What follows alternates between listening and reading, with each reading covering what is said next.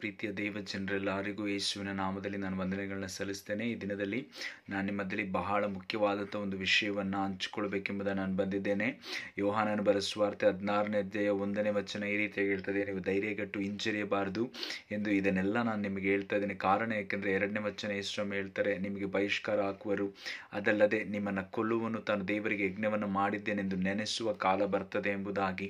ಅದರಿಂದ ಈ ದಿನಗಳಲ್ಲಿ ನಾವು ನೋಡೋದಾದರೆ ಕ್ರೈಸ್ತರಿಗೆ ನಮ್ಮ ದೇಶದಲ್ಲಿ ಬಹಳವಾದಂಥ ಹೋರಾಟಗಳನ್ನು ನಾವು ನೋಡ್ತಿರುವಂಥ ದಿನಗಳು. ಅದರಲ್ಲೂ ವಿಶೇಷವಾಗಿ ಉತ್ತರ ಭಾರತದಲ್ಲಿ ಇರ್ತಕ್ಕಂಥ ಕ್ರೈಸ್ತರು, ದೇವ ಜನಗಳು, ದೇವ ಸೇವಕರು ಬಹಳವಾಗಿ ಈ ದಿನಗಳಲ್ಲಿ ಹಿಂಸಿಸಲ್ಪಡ್ತಾ ಇದ್ದಾರೆ. ಅದರಿಂದ ನಾವು ಅವರಿಗಾಗಿ ಪ್ರಾರ್ಥಿಸಬೇಕು. ಕಳೆದ 2-3 ದಿನಗಳ ಹಿಂದೆ ಆಂಧ್ರ ಪ್ರದೇಶದಲ್ಲಿ ಸೇವೆ ಮಾಡ್ತಾ ಇದ್ದಂಥ ಪ್ರವೀಣ್ ಪಗಡಾಲ ಎನ್ನತಕ್ಕಂಥ ಸೇವಕರನ್ನ ಬರ್ಬರವಾಗಿ ಹತ್ಯೆ ಮಾಡಿ, ಕ್ರಿಸ್ತನ ನಿಮಿತ್ತವಾಗಿ ಅವ್ರನ್ನ ಏನು ಮಾಡಿದ್ದಾರೆ, ಹತ್ಯೆ ಮಾಡಿದ್ದಾರೆ. ಮಾತ್ರವಲ್ಲದೆ ಅದನ್ನು ಆಕ್ಸಿಡೆಂಟ್ ಎಂಬುದಾಗಿ ಬಿಂಬಿಸುವಂಥ ಒಂದು ಪ್ರಯತ್ನ ಆ ಸ್ಥಳದಲ್ಲಿ ಭಯಂಕರವಾಗಿ ನಡೀತಾ ಇದೆ. ಆದರೆ ಒಂದು ಕಾರ್ಯವನ್ನು ನಾವು ಅರ್ಥ ಮಾಡಿಕೊಳ್ಳಬೇಕು. ಉಜ್ಜೀವನ ಎಂಬುದಾಗಿ ಹೇಳಬೇಕಾದ್ರೆ ಪ್ರಸವ ವೇದನೆ ಖಂಡಿತವಾಗಿ ಬಂದೇ ಬರ್ತದೆ. ಈ ಪ್ರಸವ ವೇದನೆಯನ್ನು ಪಡತಕ್ಕಂಥ ಕಾಲಘಟ್ಟದಲ್ಲಿ ನಾವು ಜೀವಿಸ್ತಾ ಇದ್ದೀವಿ. ಆದರೆ ಒಂದು ಕಾರ್ಯ, ಈಗ ನಾನು ಓದಿದ ವಾಕ್ಯದ ಪ್ರಕಾರ ಯೋಹಾನ 16ನೇ ಅಧ್ಯಾಯ 1ನೇ ವಚನ, ನೀವು ಧೈರ್ಯಗೆಟ್ಟು ಹಿಂಜರಿಯಬಾರದು. ಕಾರಣ ಏಕೆಂದರೆ ನಾನು ನೀವುಗಳು ಯೇಸುವನ್ನು ಅಂಗೀಕರಿಸಿಕೊಂಡಿದ್ದು ಈ ಲೋಕದಲ್ಲಿ ಜೀವಿಸುವುದಕ್ಕೆ ಮಾತ್ರ ಅಲ್ಲ, ನಾವು ಬರುವಂಥ ಲೋಕದಲ್ಲಿ ಜೀವಿಸುವುದಕ್ಕಾಗಿ, ನಿತ್ಯ ಜೀವಕ್ಕಾಗಿ ಯೇಸುವನ್ನು ಅಂಗೀಕರಿಸಿಕೊಂಡಿದ್ದೀವಿ. ಅದರಿಂದ ಏನೇ ಕಷ್ಟ ಬಂದರೂ, ಏನೇ ಹೋರಾಟ ಬಂದರೂ, ನಮ್ಮ ಜೀವವೇ ಹೋಗುವಂಥ ಪರಿಸ್ಥಿತಿ ಬಂದರೂ ಕೂಡ ಕ್ರಿಸ್ತನಿಗಾಗಿ ನಾವು ಸಾಯುವುದಕ್ಕೂ ಕೂಡ ಸಿದ್ಧವಾಗಿರಬೇಕು.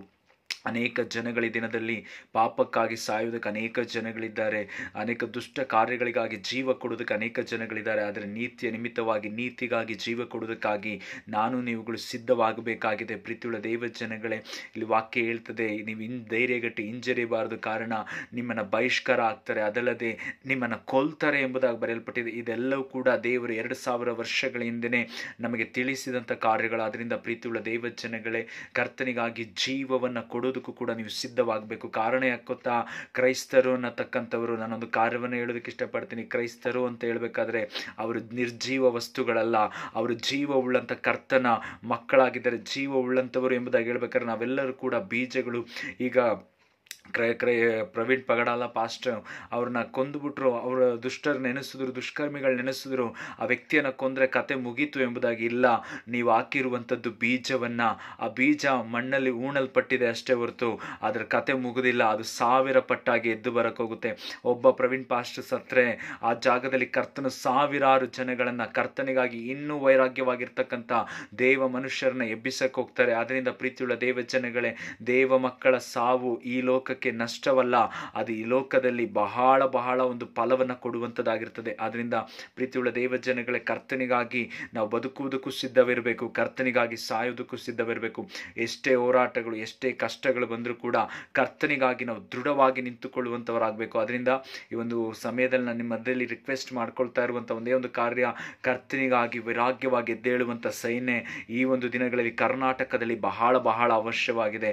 ಸಾಯುವುದಕ್ಕೂ ಕೂಡ ಸಿದ್ಧವಿರುವಂಥ ಒಂದು ಸೇನೆ ಕರ್ನಾಟಕದಲ್ಲಿ ಎದ್ದೇಳಬೇಕಾಗಿದೆ. ಆದ್ದರಿಂದ ನಿಮ್ಮ ಜೀವವನ್ನು ಕೂಡ ಕರ್ತನಿಗಾಗಿ ಪಣಕ್ಕಿಡುವುದಕ್ಕಾಗಿ ನೀವು ಸಿದ್ಧವಾಗಬೇಕಾಗಿದೆ. ಅದರಿಂದ ಕರ್ತ ನಿಮ್ಮೆಲ್ಲರನ್ನ ಆಶೀರ್ವದಿಸಲಿ.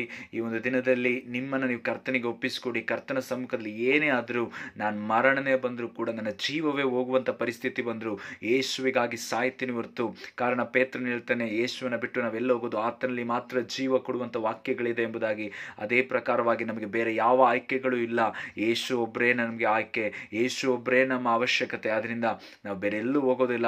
ಆತನ ಬಿಟ್ಟು ಹೋಗುವಂಥ ಪರಿಸ್ಥಿತಿ ಬರುವುದಾದರೆ ನಾವು ಈ ಲೋಕವನ್ನೇ ಬಿಟ್ಟು ಹೋಗ್ತೀವಿ ಹೊರತು ಯೇಸುವನ್ನು ಬಿಟ್ಟು ಹೋಗೋದಿಲ್ಲ ಎಂಬುದಾಗಿ ದೃಢವಾಗಿ ನಾವು ನಿಂತುಕೊಳ್ಬೇಕಾಗಿದೆ.